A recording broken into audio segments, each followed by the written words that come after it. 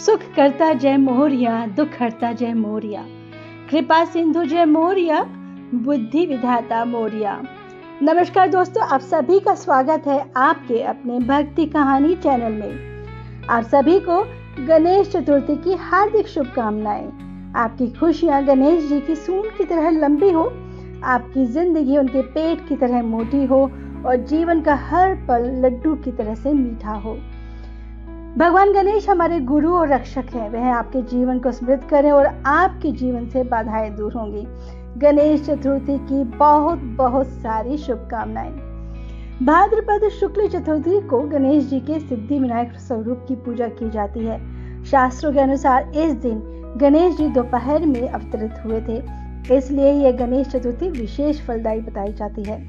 वैसे तो प्रत्येक मास की कृष्ण पक्ष की चतुर्थी गणेश जी के पूजन और उनके नाम का व्रत रखने के लिए विशिष्ट दिन होता है, लेकिन भाद्रपद शुक्ल चतुर्थी को गणेश जी के सिद्धि विनायक स्वरूप की पूजा की जाती है। पूरे देश में यह त्योहार गणेश उत्सव के नाम से प्रसिद्ध है। लोक भाषा में इस त्योहार को डंडा चूत भी कहते हैं।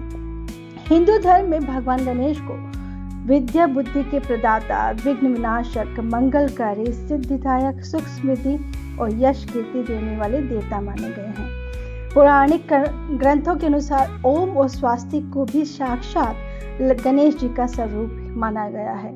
तभी तो कोई भी शुभ कार्य की शुरुआत इनसे ही होती है।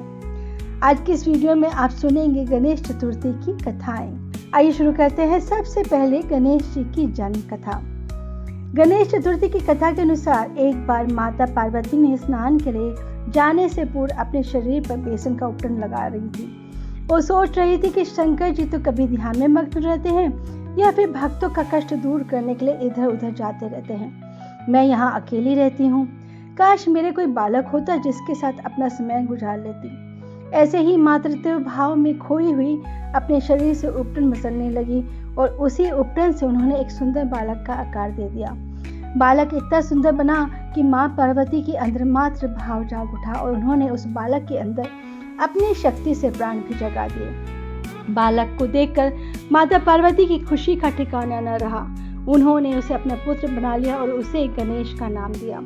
कुछ देर बाद माता ने बालक से कहा कि पुत्र, मैं नहाने जा रही हूँ और तुम किसी को भी अंदर नहीं आने देना। बालक ने कहा, जो आज्ञा माता जी। बालक माता के महल के बाहर ही खेलने लगा। कुछ देर बाद भोलेनाथ आए और महल में जाने लगे। बालक ने उनको अंदर जाने से मना किया। शंकर भगवान को बड़ा आश्चर्य हुआ कि यह बालक कौन है जो मुझे ही मेरे महल में प्रवेश नहीं करने दे रहा है। भगवान शिव फिर अंदर जाने लगे तो बालक ने उन्हें अंदर जाने से रोका और बोले, अंदर मेरी माँ नहा रही है, आप अंदर नहीं जा सकते। शिव जी ने गणेश जी को बहुत समझाया कि पार्वती मेरी पत्नी है। उन्होंने बालक को अनदेखा किया और अंदर जाने लगे, लेकिन बालक ने उनका रास्ता फिर वापस रोक लिया। भोले बाबा ने उसे समझाया कि ये मेरा घर है, मुझे अंदर जाने दो। अब दोनों ही अपने रिश्ते से अनजान थे। बालक ने जिद पकड़ ली और भोले बाबा को अंदर नहीं जाने दिया, पर गणेश जी तो मानने वाले नहीं थे। अब तो शंकर भगवान को बड़ा गुस्सा आया और उन्होंने उस बालक का सिर धड़ से अलग कर दिया और अंदर महल में चले गए। जब पार्वती जी ने शिव जी को अंदर देखा तो बोले कि आप अंदर कैसे आ गए? मैं तो बाहर गणेश को बिठा कर आई थी। माता पार्वती को बड़ा आश्चर्य हुआ और बोली कि क्या आपको किसी ने रोका नहीं?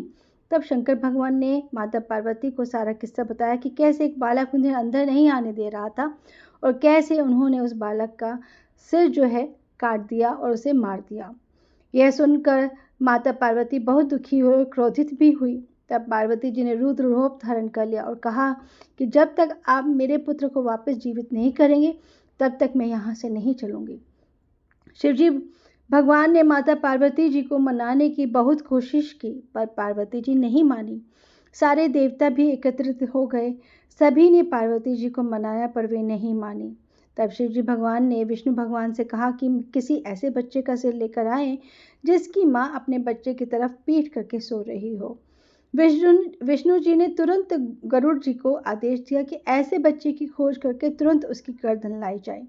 गरुड़ जी के बहुत खोजने पर एक हथनी ऐसी ही मिली जो अपने बच्चे की तरफ पीठ करके सो रही थी। गरुड़ जी ने तुरंत उस बच्चे का सिर लिया और शिव जी के पास आ गए।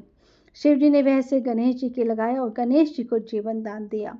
साथ ही यह भी वरदान दिया कि आज से कभी कहीं भी कोई भी पूजा होगी उसमें गणेश जी की पूजा सर्वप्रथम होगी। इसलिए हम कोई भी कार्य करते हैं तो उसमें हमें सबसे पहले गणेश जी की पूजा करनी चाहिए, अन्यथा पूजा सफल नहीं होती। बोलो गणेश जी महाराज की जय, पार्वती माता की जय, उमापति शिव शंकर भगवान की जय।